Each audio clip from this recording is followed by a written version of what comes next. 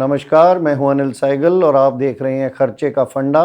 यहाँ होगी धन की बात और करेंगे खर्चे पे चर्चा। आज हमारे साथ हैं ऋषभ। नमस्कार ऋषभ। नमस्कार। ऋषभ, थोड़ा बताएं आप क्या करते हैं, कहाँ रहते हैं?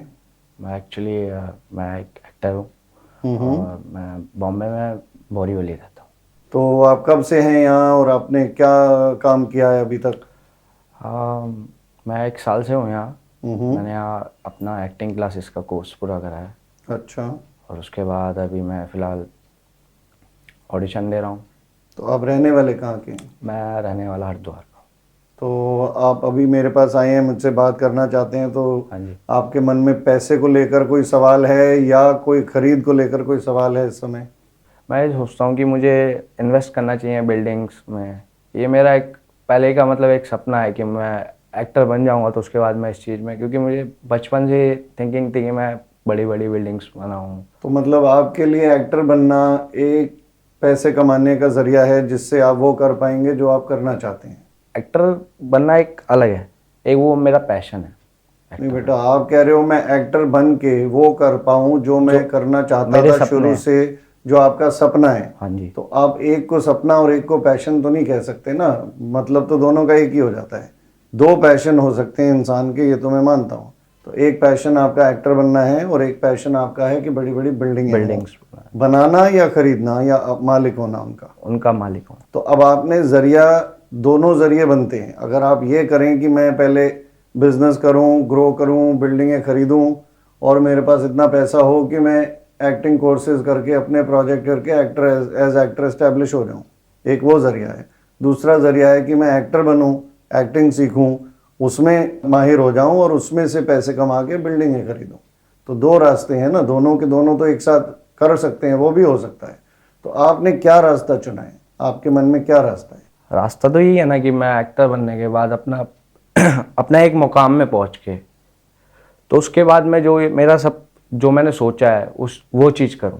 तो आपको क्या लगता है कि ये जो सफ़र है ये कितना लंबा हो सकता है? ये सब, आज आपकी उम्र कितनी है? आज मेरी उम्र 20 ईयर्स ओल्ड। तो ये जो पूरा इसका एक मुकाम है जो आप कह रहे हैं मुकाम तक पहुंचना है, वो आपको क्या उम्मीद है वो 21 साल में, 25 साल में, 30 में, 50 में कब हासिल हो सकता है?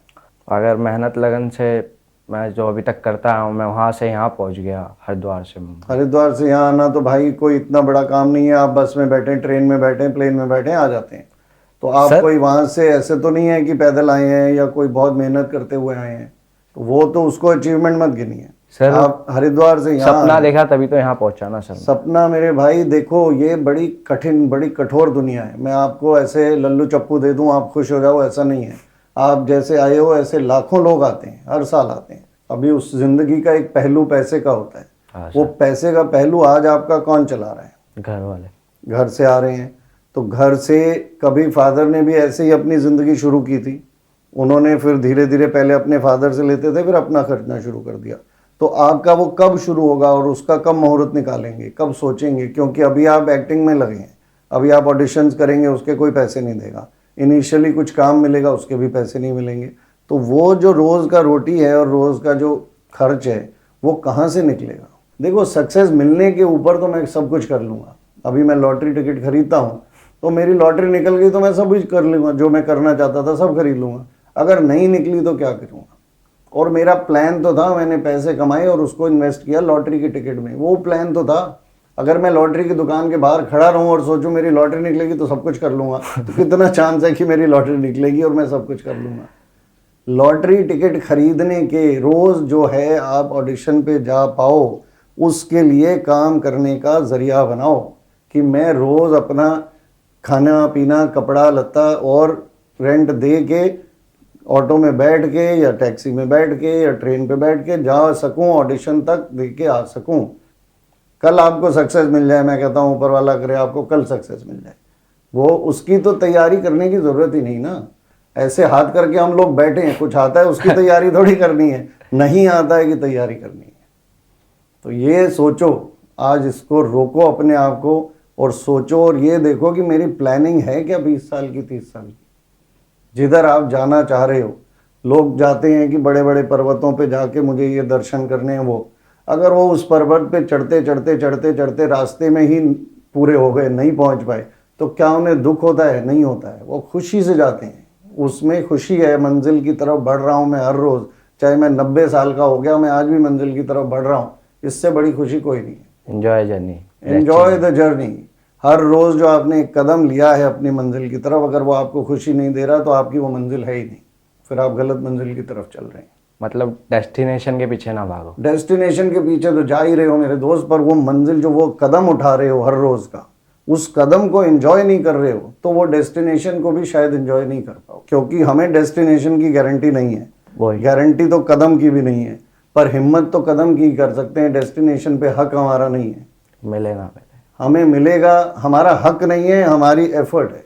तो एफर्ट करते रहो और एक ना एक दिन डेस्टिनेशन मिलेगी। नहीं मिलेगी तो खुशी में जाओ कि मेरे एफर्ट नहीं खत्म हुआ, मैंने एफर्ट नहीं रोका, अपना एफर्ट करता रहा। तो लगता है आपको ये कर पाओगे? ज़रूर। आपको मेरी बात में दम लग रहा है कि ये ठीक कह रहा हूँ या गलत कह रहा हूँ? नहीं, मुझे सुनने को मिला और मुझे बहुत कुछ सीखने को मिला। सीखने को मिला, ये तो आपने बोल दिया, पर आप क्यों? सीख पाओगे इसको, अपने जीवन में अमल कर पाओगे? ज़रूर। कर पाओगे। चलो, अगर आप कर पाओगे मुझे बहुत खुशी होगी। थैंक यू, आप हमारे पास आए ऋषभ, आपने मेरे से बात की। ज़रूर ज़रूर। और जाने से पहले आज का फंडा, जिस राह पे चल के आप पैसे कमाना चाहते हैं, खुशी उस राह पे ढूंढिए, पैसे में नहीं।